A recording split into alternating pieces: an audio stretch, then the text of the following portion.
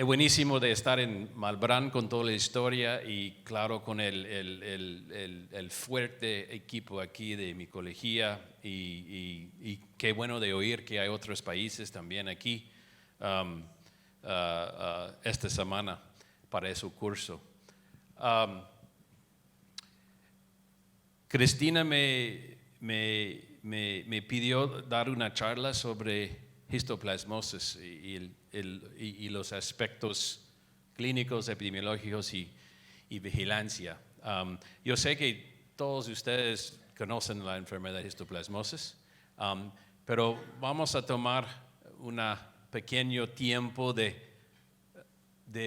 visitar otra vez la enfermedad y pensar en dónde es, dónde no es, dónde tal vez es, pero no pensamos es, y las complicaciones y las dificultades en diagnosticar y tratar gente que tienen histoplasmosis. Bueno, para ustedes que no me conocen, yo soy infectólogo de los Estados Unidos.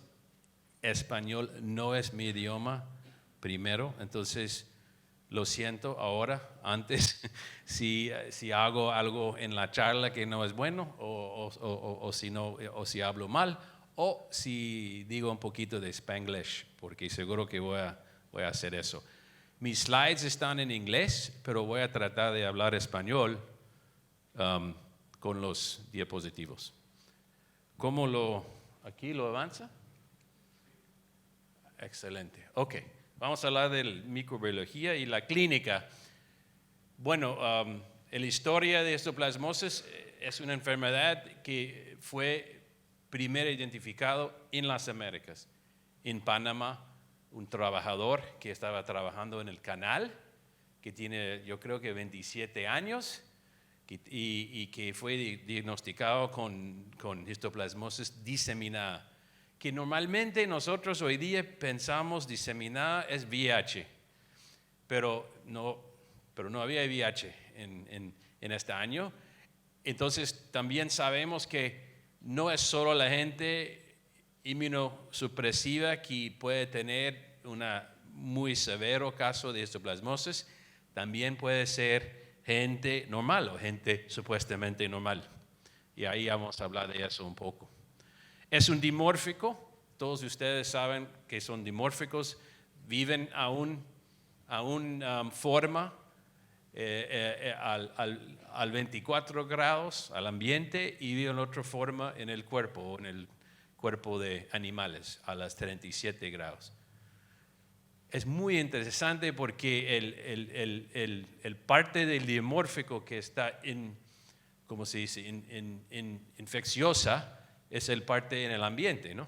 Porque si tú tienes un caso de histoplasmosis pulmonar que está tosiendo y todo, puede ser que hay miles y miles de hongos que están saliendo, de esporos que están saliendo de su pulmón, pero no infecta a nadie, no es como tuberculosis. Y qué bueno, porque si no, vamos a tener muchos problemas con control de esa enfermedad, exactamente como tenemos con tuberculosis. Pero gracias a Dios que no tenemos ese problema con los dimórficos, excepto ahora tenemos una nueva especie de sporotricosis, también un dimórfico, se llama sporotricosis brasiliensis. No voy a hablar de eso hoy, pero me toca una cosa muy interesante y para mí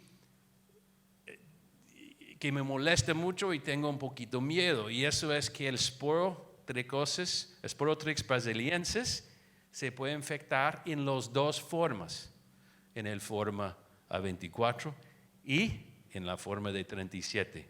Y eso entonces es un cambio para esos dimórficos y es un cambio peligroso, porque si los otros dimórficos empiezan a entender y a hablar con sporo y entender cómo hacer eso, enfermedades como cocci, histo, paracocci, plasto, sería un tremendo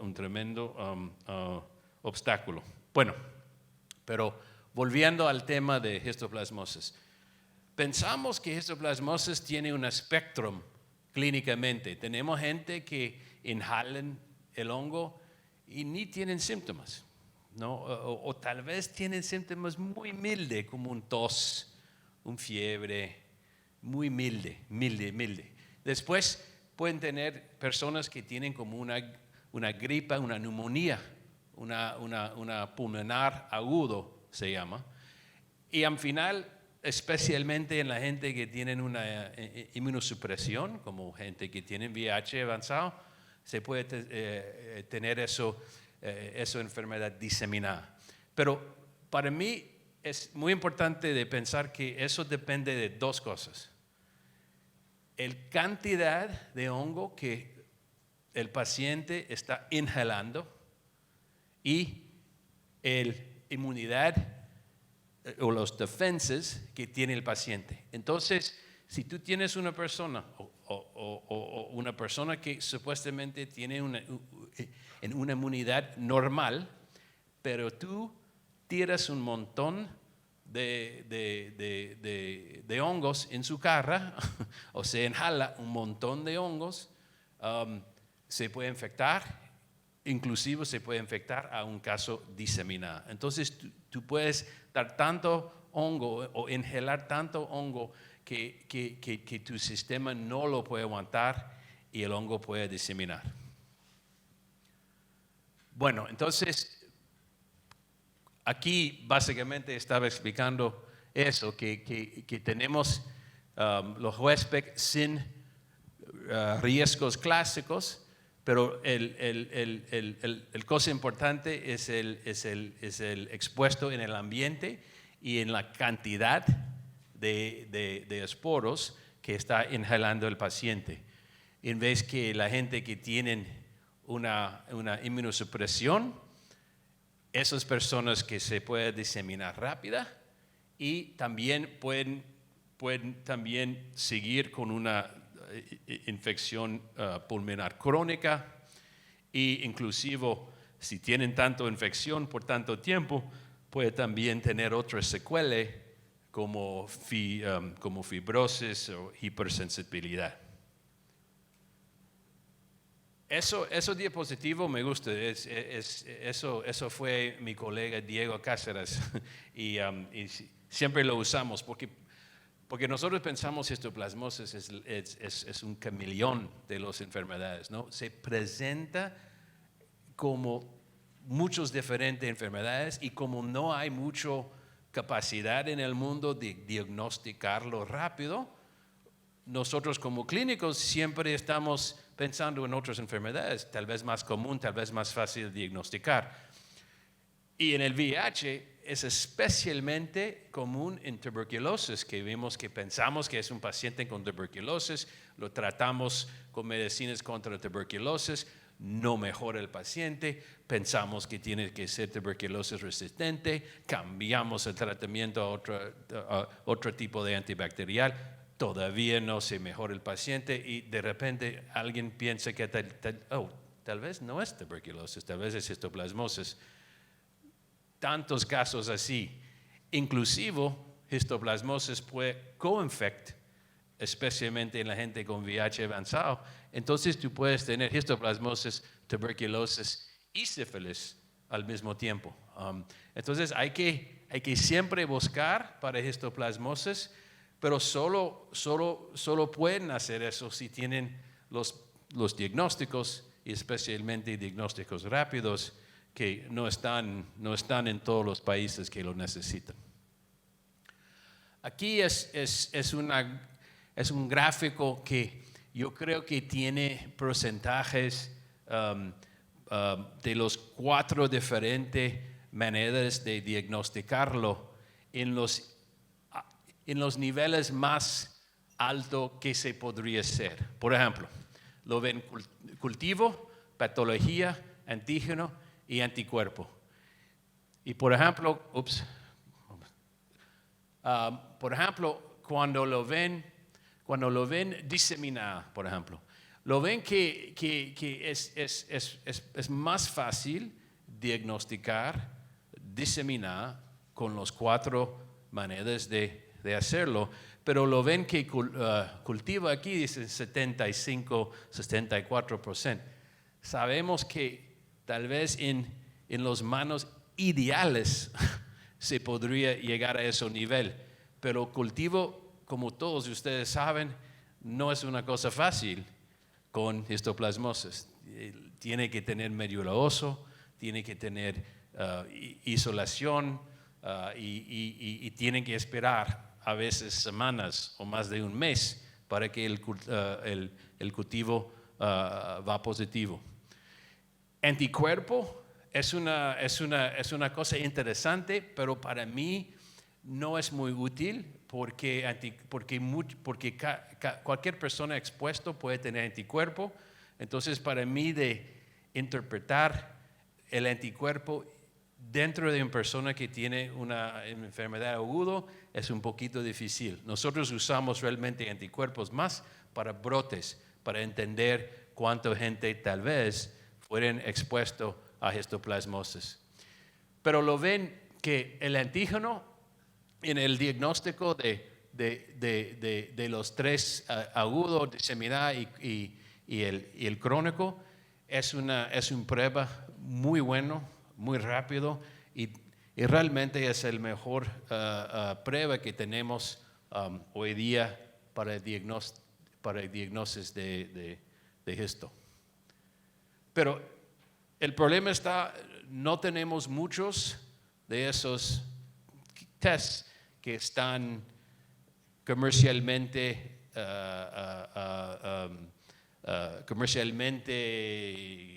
¿cómo se dice? Available. Disponible, gracias. Olvidé eso palabra. Lo ven que en el anticuerpo hay tres compañías, pero como yo les dije, a mí no me gusta tanto el anticuerpo para un test solo para determinar si hay esto o no. Yo creo que se puede ayudar, pero para mí un test solo no vale. El antígeno, que para mí es el test el mejor que tenemos dos compañías ahora que tienen un test aprobado. Hay una otra compañía que creo que ya está aprobado en Europa. Entonces hay más, pero todavía, aunque tenemos eso, no está muy disponible en otras partes del mundo.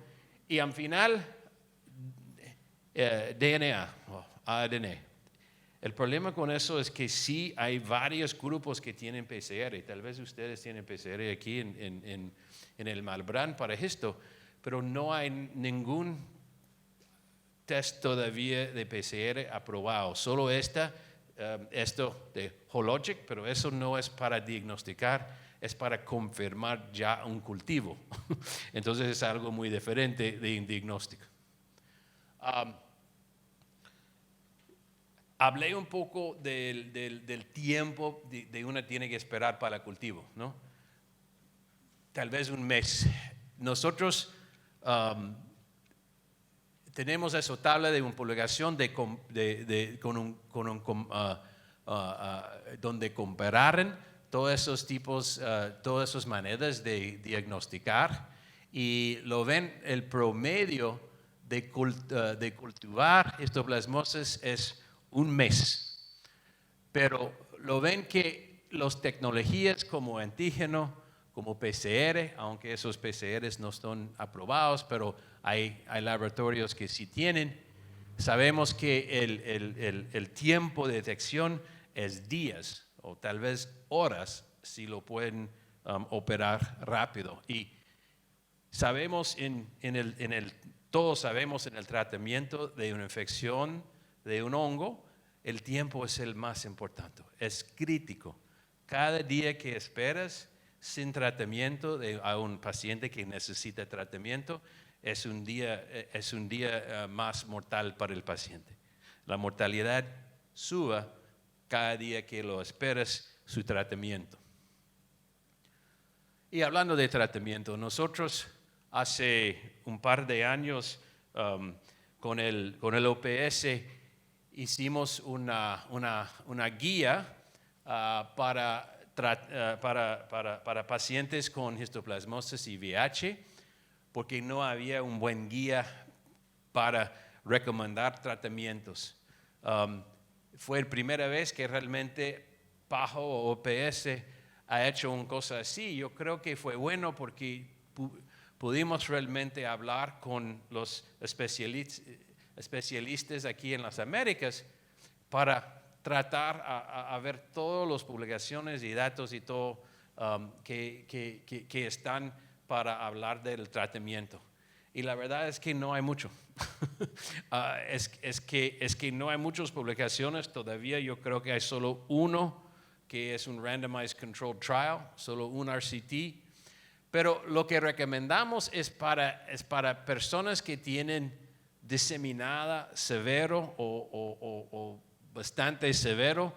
Hay que usar el anfotericina B liposomal si es posible. Yo sé que hay muchos países todavía que no tienen liposomal, pero basado en la literatura y con los efectos secundarios que tienen el anfotericin dioxicolato, el liposomal es el preferible. Para la gente que tiene enfermedad no tan severo, no tan grave, todavía itraconazol está funcionando muy bien en esas personas. El problema con itraconazol, como todos ustedes saben, es la interacción con otros medicamentos. Entonces, si una persona tiene tuberculosis y histoplasmosis, el itraconazol con el rifampin es un gran problema y hay que ajustar o cambiar los medicamentos en el tratamiento de TB histo. Yo creo que en el futuro, tal vez muchos saben aquí que hace más o menos un año se terminaron un estudio de usar un solo dosis de anfotericina B liposomal, un solo dosis alto, 10 miligramos por kilogramo, para el tratamiento de meningitis criptococosis. Y salió buenísimo. A que ahora el OMS está recomendando, el primer recomendación por el tratamiento de meningitis de criptococosis es un solo dosis de liposoma anfotericina B con fluconazol y flucytosino para 2 semanas después. Pero un solo dosis. Entonces, yo sé que hay personas ya en Brasil que van a empezar con un trial estudiando eso en histoplasmosis. Entonces, sería muy interesante si podemos darles al pacientes solo un día de intravenosa y después siguiendo con el itraconazol oral. Vamos a ver, los datos preliminarios se ven muy interesantes. Bueno, hablamos un poco del EPI. Siempre como yo les mostré que descubrimos histoplasmosis acá en las Américas, Panamá. Y entonces siempre cuando tú hablas con alguna persona de histoplasmosis, sí, eso es tu problema en las Américas. Si yo estoy en Europa no tengo problemas con esto, estoy en África, no hay problemas con esto, es tu problema en las Américas.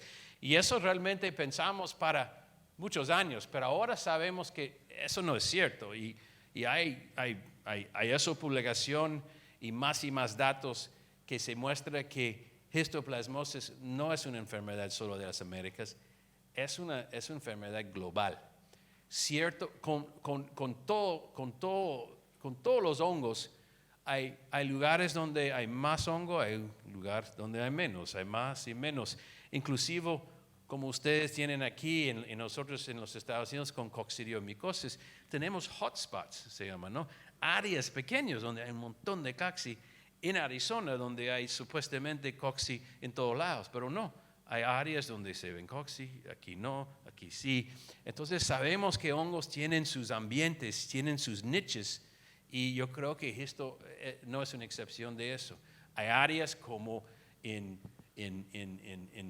Panamá, en Colombia, en French Guiana, donde hay un montón de histoplasmosis.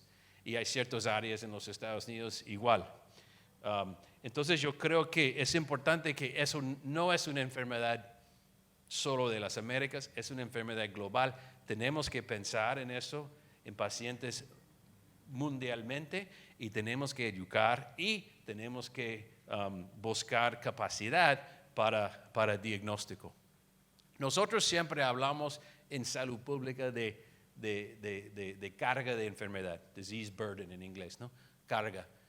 Es muy importante entender la carga, porque entonces podemos describir mortalidad, morbilidad, costo al sistema, y podemos también usar otros indicadores sobre la carga de una enfermedad al pueblo o al país.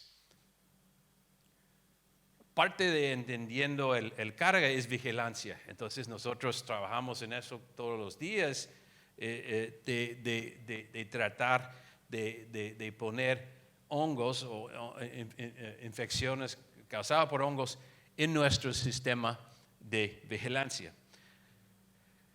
Pero desafortunadamente tenemos muy poco sistemas oficial en los Estados Unidos, yo hablo, tal vez en Latinoamérica también. Tenemos muy poco hongos que están reportables, entonces que están bajo de un sistema de vigilancia. Entonces, muchas veces tenemos que usar brotes para entender una situación o una vigilancia realmente. Entonces, nosotros por años hemos usado brotes para entender más esta enfermedad. Aquí publicamos hace un par de años, creo, todos los brotes que hemos reportado en los Estados Unidos de un periodo, yo creo que como 50 años. Y lo ven que para nosotros eso parte ahí en el medio del país, esa área somos clásico, endémica para histoplasmosis. Pero también se ve algunos puntitos en otros lados que no eran en el área clásico. Otra vez mostrando que tal vez esto no es solo en los áreas clásicos que uno piensa. Y aquí 105 brotes, 2.800 casos, 26 estados, etc. Lo interesante de brotes es que si se ocurren en las áreas no típicas, entonces se puede ser que no están identificados hasta mucho tiempo y con mucho daño a los pacientes. Y lo interesante es aquí en su izquierda, esta foto de ese túnel donde había un, ¿cómo se llama? Un dam. ¿Ah? Que se hace si se pongan cosas en un río y se crea un lago. ¿Qué? Sí, exactamente. Ese túnel se va a represa, ¿no? Y lo que pasa es que por 20 años nadie ha entrado en ese túnel, nadie. Y de repente en la República Dominicana dicen que tenemos que entrar para ver si está bien la construcción y todo. Entonces mandaron 36 muchachos, todos tienen 22, 24 años, mandaron a limpiar el túnel. ¿Qué estaba dentro del túnel? Miles y miles y miles y miles de murciélagos. Entonces yo creo que el guano era como más o menos así. Y entonces dijeron a los muchachos, bueno, sacar el guano. Entraron ahí, empiezan a sacar el guano. Y lo ven, después de 2 semanas, tuvimos como todos los 36 estaban enfermos, 9 estaban en el cuarto intensivo, 3 muertos. Nadie tenía ningún problema de inmunosupresión, todos sanos de 22, 24 años. Pero inhalan un montón de histoplasmosis. Entonces, Y se duró un tiempo para que se realizaran que ese brote era de histoplasmosis, no de una otra cosa. Pero para todos nosotros, si yo vengo, digo que hay un trabajador que se va a un túnel de guano de murciélago, ¿qué van a pensar? Esto, ¿no? Todos estamos pensando en esto, pero en la República Dominicana, como no tienen diagnóstico y no piensan en esto, entonces no estaban pensando en eso por unas semanas. Nosotros aquí fue en los Estados Unidos, lo ven que igual no es solo la República Dominicana, otros países, en nuestro país también hay gente que no piensa en histoplasmosis. Eso fue un campamento de Boy Scouts, jóvenes, y lo ven que 70% con síntomas y casi 1 en 10 hospitalizados. Esos son niños de como 12 a 15 años. Y el problema está no pensar por mucho tiempo en histoplasmosis y eso se siguen teniendo personas enfermos sin el tratamiento que lo necesitaban. Y eso fue uno de los primeros brotes cuando yo recién estaba en el CDC, en un hotel en Acapulco, pero lo ven el número de casos, casi 300 casos, había problemas con pájaros dentro de un hotel en Acapulco. Y lo malo en esos brotes es que nosotros mandamos gente a ayudar a México con el brote y yo creo que mandamos 3 o 4 personas, cada persona volvió con esto, porque había tantos esporos en ese hotel.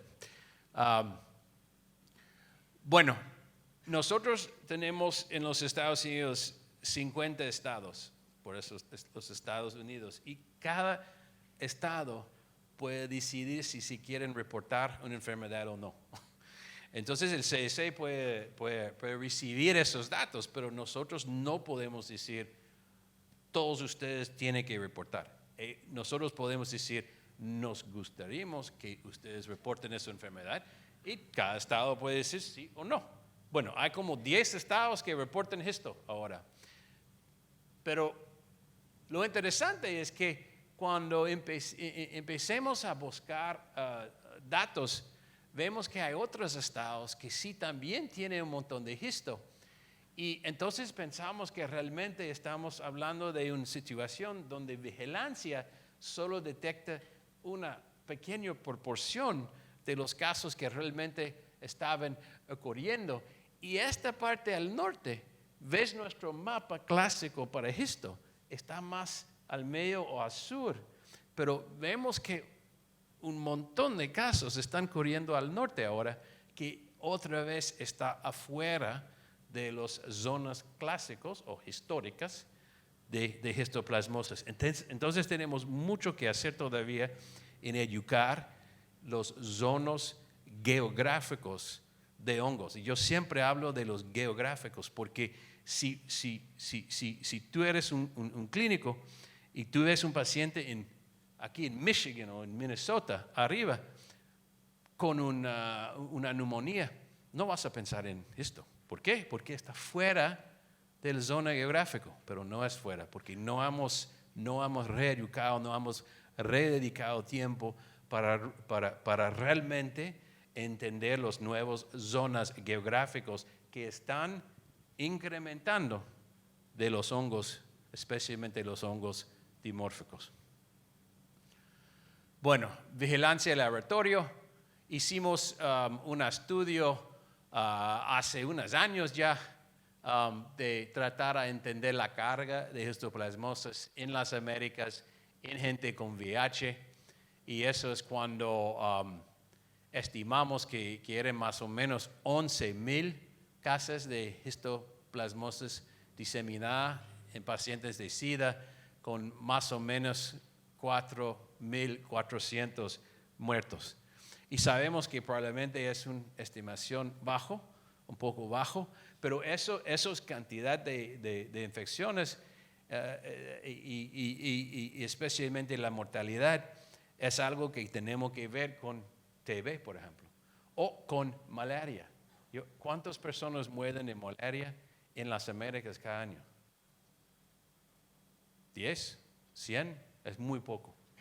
Pero pongamos un montón de dinero para controlar malaria, que es importante, pero solo dije que hay otras prioridades que tenemos que pensar en salud pública. Aquí yo creo que, Ana, tú vas a hablar de eso, entonces yo no voy a decir nada de Guatemala porque yo sé que voy a decir algo mal. Entonces, ¡pum!, disparamos eso, Ana va a hablar de eso. Ya hablé un poco sobre los diferentes tests, seguro que Ana también va a hablar de eso. Eso es un estudio que participamos con nuestros colegas en Brasil. Mira, el TB con histoplasmosis, en 15% de los pacientes que ellos tenían histoplasmosis también tenían TB. Mortalidad en pacientes diagnosticados con antígeno era 14, pero en comparación de pacientes diagnosticados con el métodos clásicos o clínicos, era casi el doble. Entonces, el antígeno es un salvavidas. Eso prueba realmente es importante. Bueno, para concluir, diagnosticando histoplasmosis y cualquier hongo, cualquier infección de hongo, es siempre una combinación de varios factores, ¿no? Clínica, epidemiología, laboratorio y conocimiento, educación, como estamos haciendo hoy.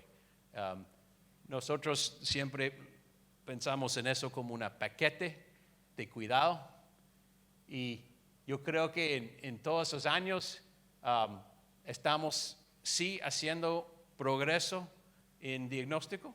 Tenemos más diagnósticos hoy día que tuvimos hace 5 o 6 años.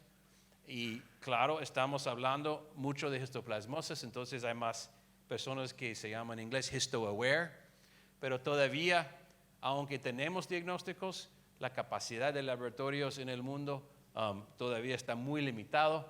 Lo ven que los kits que están disponibles también limitado, aunque anfotericina B liposomal es el tratamiento más importante, también la disponibilidad es limitado y siempre hay más educación que podemos hacer. Entonces, esos son 6 de las cosas que siempre estamos haciendo todos los días en el CDC y siempre es un balance entre nueva tecnología y la gente como ustedes que están aquí aprendiendo de micología. Eso es un diapositivo que Diego también siempre usamos juntos. Se dice que no hay áreas libres de micosis, pero sí hay muchas áreas libres de micólogos. Entonces con eso les dejo. Gracias, muy amable.